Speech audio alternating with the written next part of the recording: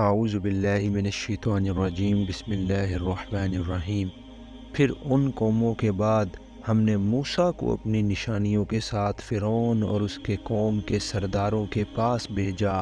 مگر انہوں نے بھی ہماری نشانیوں کے ساتھ ظلم کیا۔ پچھلے انبیاء کرام کی قصے بیان کرنے کے بعد ان سے یہ مقصود ہی ذہن نشین کرانا تھا کہ جو قوم خدا کا پیغام پانے کے بعد اسے رد کر دیتی ہے، اسے پھر ہلاک کیے بغیر نہیں چھوڑا جاتا۔ اس کے بعد اب موسیٰ، فرعون اور بنی اسرائیل کا قصہ کئی رکوعوں تک مسلسل چلتا ہے، جس میں اس مضمون کے علاوہ چند اور اہم سبق بھی کفار قریش، یہود اور ایمان لانے والے گروہوں کو دیے گئے ہیں۔ جو لوگ نبی صلی اللہ علیہ وسلم پر ایمان لے آئے تھے، ان کو اس قصے میں دوہرا سبق دیا گیا ہے۔ پہلا سبق اس بات کا کہ اپنی قلت و کمزوری کو اور مخالفین حق کی کثرت و شوکت کو دیکھ کر ان کی ہمت نہ ٹوٹے، اور اللہ کی مدد آنے میں دیر ہوتے دیکھ کر وہ دل شکستہ نہ ہو۔ دوسرا سبق اس بات کا کہ ایمان لانے کے بعد جو گروہ یہودیوں کی سی روش اختیار کرتا ہے، وہ پھر یہودیوں ہی کی طرح خدا کی لعنت میں گرفتار بھی ہوتا ہے۔ بنی اسرائیل کے سامنے ان کی اپنی عبرتناک تاریخ پیش کر کے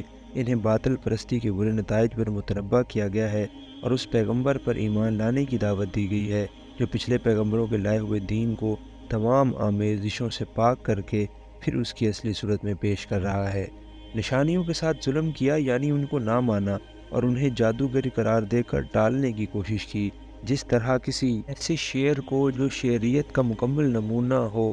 تک بندی سے تعبیر کرنا اور اس کا مذاق اڑانا نہ صرف اس شعر کے ساتھ بلکہ نفس شاعری اور ذوق شعری کے ساتھ بھی ظلم ہے۔ اسی طرح وہ نشانیاں جو خود اپنے من جانب اللہ ہونے پر صریح گواہی دے رہی ہوں، اور جن کے متعلق کوئی صاحب عقل آدمی یہ گمان تک نہ کر سکتا ہو کہ سحر کے زور سے بھی ایسی نشانیاں ظاہر ہو سکتی ہیں، بلکہ جن کے متعلق خود فن سحر کے ماہرین نے شہادت دے دی ہو کہ وہ ان کے فن کی دسترس سے بالا تر ہیں، ان کو سحر قرار دینا نہ صرف ان نشانیوں کے ساتھ بلکہ عقل سلیم اور صداقت کے ساتھ بھی ظلم عظیم ہے۔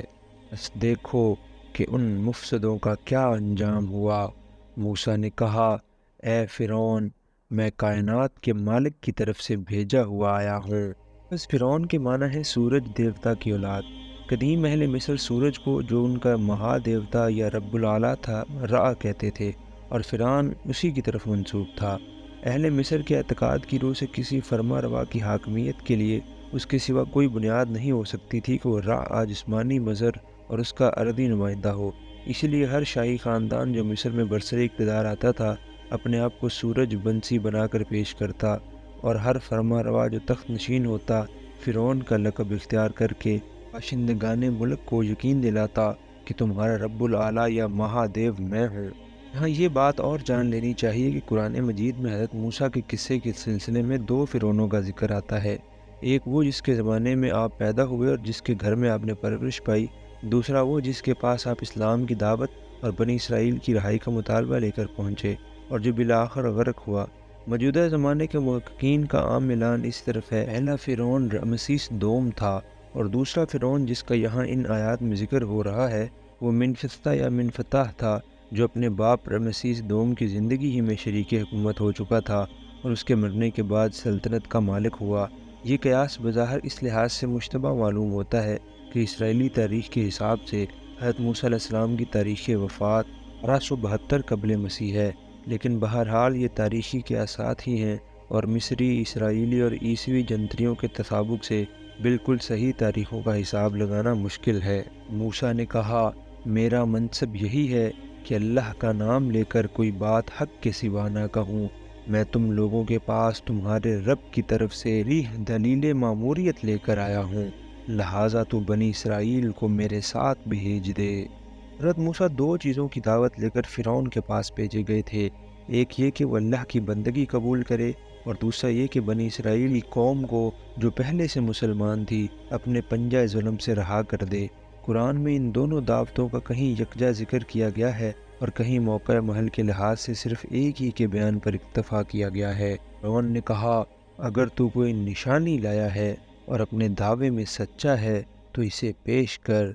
موسیٰ نے اپنا عصا پھینکا اور یکا یک وہ ایک جیتا جاگتا اژدہا تھا۔ اس نے اپنی جیب سے ہاتھ نکالا اور سب دیکھنے والوں کے سامنے وہ چمک رہا تھا۔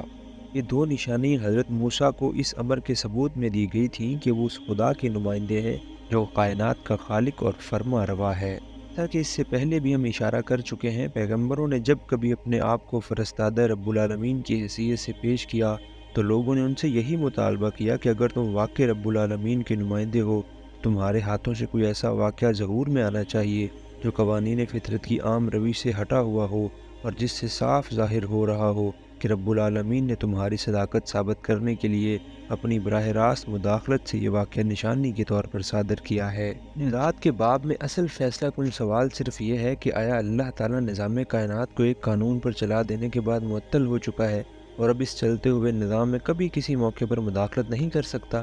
یا وہ بالفضل اپنی سلطنت کی زمام تدبیر و انتظام اپنے ہاتھ میں رکھتا ہے اور ہر آن اس کے احکام اس سلطنت میں نافذ ہوتے ہیں اور اس کو ہر وقت اختیار حاصل ہے کہ اشیاء کی شکلوں اور واقعات کی عادی رفتار میں جزوی طور پر یا کلی طور پر جیسا چاہے اور جب چاہے تغیر کر دے۔ جو لوگ اس سوال کے جواب میں پہلی بات کے قائل ہیں، ان کے لیے معجزات کو تسلیم کرنا غیر ممکن ہے، کیونکہ معجزہ نہ ان کے تصور خدا سے میل کھاتا ہے اور نہ تصور کائنات سے۔ لیکن ایسے لوگوں کے لیے مناسب یہی ہے کہ وہ قرآن کی تفسیر و تشریح کرنے کے بجائے اس کا صاف صاف انکار کر دیں، کیونکہ قرآن نے تو اپنا زور بیان ہی خدا کے مقدمہ ذکر تصور کا ابطال اور مؤخر ذکر تصور کا اثبات کرنے پر صرف کیا ہے۔ بخلاف اس کے جو شخص قرآن کے دلائل سے مطمئن ہو کر دوسرے تصور کو قبول کر لے، اس کے لیے معجزے کو سمجھنا اور تسلیم کرنا کچھ مشکل نہیں رہتا۔ ظاہر ہے کہ جب آپ کا عقیدہ ہی یہ ہوگا کہ اژدہے جس طرح پیدا ہوا کرتے ہیں اسی طرح وہ پیدا ہو سکتے ہیں، اس کے سوا کسی دوسرے ڈھنگ پر کوئی اژدہا پیدا کر دینا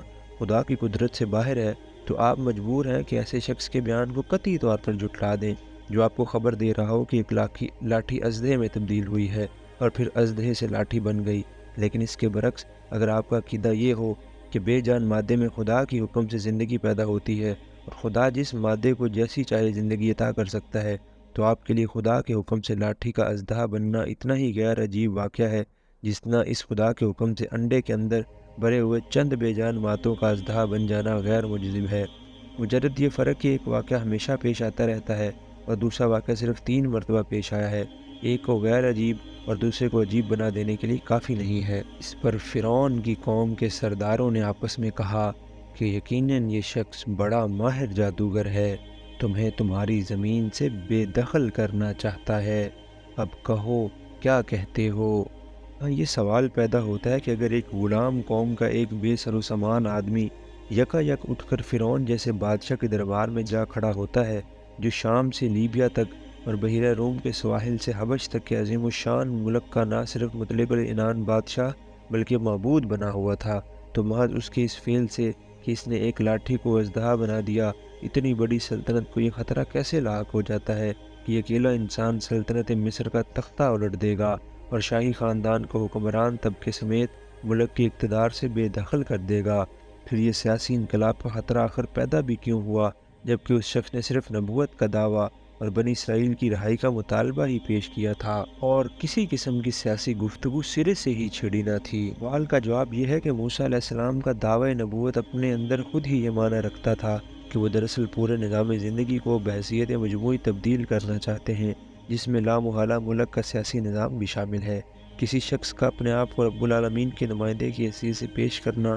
لازمی طور پر اس بات کو متضمن ہے کہ وہ انسانوں سے اپنی کلی اطاعت کا مطالبہ کرتا ہے، کیونکہ رب العالمین کا نمائندہ کبھی مطیع اور رعیت بن کر رہنے کے لیے نہیں آتا بلکہ مطاع اور رائی بننے ہی کے لیے آیا کرتا ہے، اور کسی کافر کے حق حکمرانی کو تسلیم کر لینا اس کی حیثیت رسالت کے قطعاً منافی ہے۔ یہ وجہ ہے کہ حضرت موسیٰ کی زبان سے رسالت کا دعویٰ سنتے ہی فرعون اور اس کے اعیان سلطنت کے سامنے سیاسی و معاشی اور تمدنی انقلاب کا خطرہ نمودار ہو گیا۔ رہی یہ بات کہ حضرت موسیٰ کے اس دعوے کو مصر کے دربار شاہی میں اتنی اہمیت ہی کیوں دی گئی جبکہ ان کے ساتھ ایک بھائی کے سوا کوئی معاون و مددگار اور صرف ایک سانپ بن جانے والی لاٹھی اور ایک چمکنے والے ہاتھ کے سوا کوئی نشان ماموریت نہ تھا؟ میرے نزدیک اس کے 2 بڑے سبب ہیں۔ ایک یہ کہ حضرت موسیٰ علیہ السلام کی شخصیت سے فرعون اور اس کے درباری خوب واقف تھے، ان کی پاکیزہ اور مضبوط سیرت، ان کی غیر معمولی قابلیت اور قیادت و فرما روائی کی پیدائشی صلاحیت کا سب کو علم تھا۔ تلمود اور یوسیفوس کی روایات اگر صحیح ہیں تو حضرت موسیٰ نے ان پیدائشی قابلیتوں کے علاوہ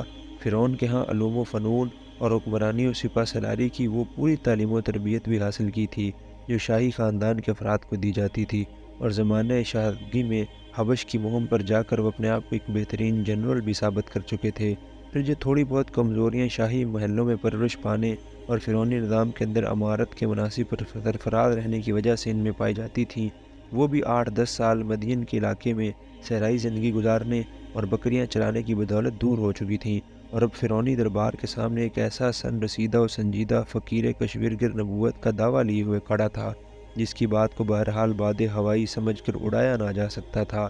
دوسری وجہ یہ تھی کہ عصا اور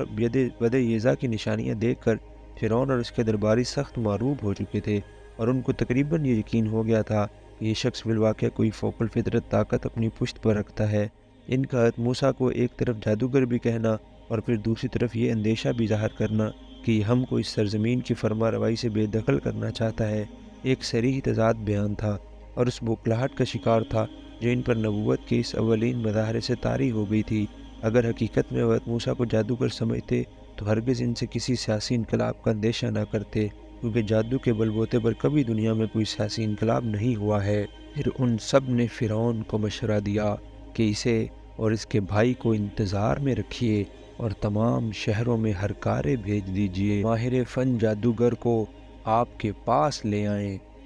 فرعونی درباریوں کے اس قول سے صاف معلوم ہوتا ہے کہ ان کے ذہن میں خدائی نشان اور جادو کے امتیازی فرق کا تصور بالکل واضح طور پر موجود تھا۔ وہ جانتے تھے کہ خدائی نشان سے حقیقی تغیر واقع ہوتا ہے اور جادو محض نظر اور نفس کو متاثر کر کے اشیاء میں خاص طرح کا تغیر محسوس کراتا ہے۔ اسی بنا پر انہوں نے حضرت موسیٰ کے دعوی رسالت کو رد کرنے کے لیے کہا کہ یہ شخص جادوگر ہے، یعنی عصا حقیقت میں سانپ نہیں بن گیا کہ اسے خدائی نشان مانا جائے، بلکہ صرف ہمیں ایسا نظر آیا کہ وہ گویا سانپ تھا، جیسا کہ ہر جادوگر کر لیتا ہے۔ پھر انہوں نے مشورہ دیا کہ تمام ملک کے ماہر جادوگروں کو بلایا جائے اور ان کے ذریعے سے لاٹھیوں اور رسیوں کو سانپوں میں تبدیل کر کے لوگوں کو دکھا دیا جائے، تاکہ عام الناس کے دلوں میں اس پیغمبرانہ معجزے سے جو ہیبت بیٹھ گئی ہے وہ اگر بالکل یا دور نہ ہو تو کم از کم شک ہی میں تبدیل ہو جائے۔ چنانچہ جادوگر فرعون کے پاس آ گئے۔ انہوں نے کہا، اگر ہم غالب رہے تو ہمیں اس کا صلہ تو ضرور ملے گا۔ فرعون نے جواب دیا، ہاں، اور تم مقرب بارگاہ ہوگے۔ پھر انہوں نے موسیٰ سے کہا، تم پھینکتے ہو یا ہم پھینکیں؟ موسیٰ نے جواب دیا، تم ہی پھینکو۔ انہوں نے جو اپنے انچر پھینکے تو نگاہوں کو مسحور اور دلوں کو خوف زدہ کر دیا